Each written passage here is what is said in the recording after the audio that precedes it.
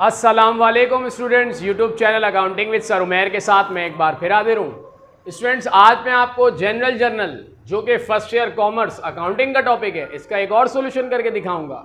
लेकिन वीडियो देखने से पहले अगर आपने मेरे यूट्यूब चैनल को सब्सक्राइब ना किया हो तो सब्सक्राइब कर लें ताकि हर नई आने वाली वीडियो का आपको नोटिफिकेशन मिल सके। स्टूडेंट्स, ये क्वेश्चन 2011 रेगुलर क्वेश्चन नंबर 2 है जो मेरे लेफ्ट पर आपको नजर आ रहा होगा।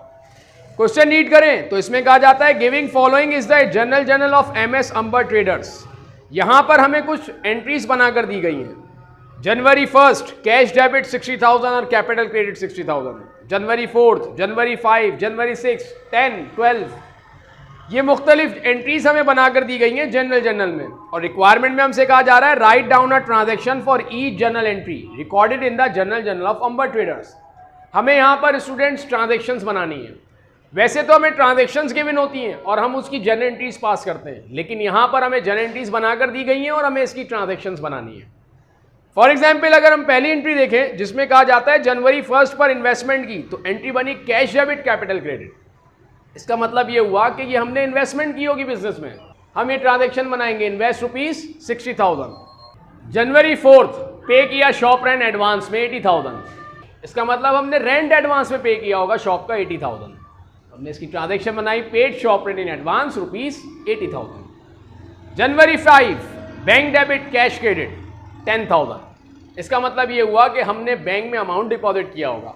तो या तो इसकी ट्रांजैक्शन आप डिपॉजिट कैश इनटू बैंक या open a bank account rupees 10,000।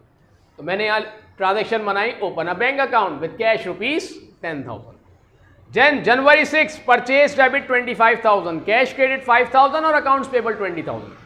इसका मतलब ये हुआ कि मर्चेंडाइज परचेज की होगी हमने 25,000 की, जिस पर कैश हमने 5,000 पे किया और 20,000 हमने ऑन अकाउंट मर्चेंडाइज परचेज की। इसका मतलब इसकी जो ट्रांजैक्शन होगी purchase merchandise on cash rupees 5,000 and on account rupees 20,000। Purchase merchandise on cash rupees 5,000 and on account rupees 20,000। Then January 10 cash debit 10,000, bank debit 10,000, sales credit 20,000। इसका मतलब ये हुआ स्टूडेंट्स कि हमने मर्चेंडाइज सेल की होगी, तभी हम सेल्स के अकाउंट को यूज करते हैं। हमने कैश पे सेल की मर्चेंडाइज 20,000 की और उसका 50% अमाउंट, हाफ अमाउंट हमने बैंक में डिपॉजिट कर दिया। Cash sales rupees 20,000 of which 50% of the amount deposit into bank. Then January 12 drawing debit cash bank credit.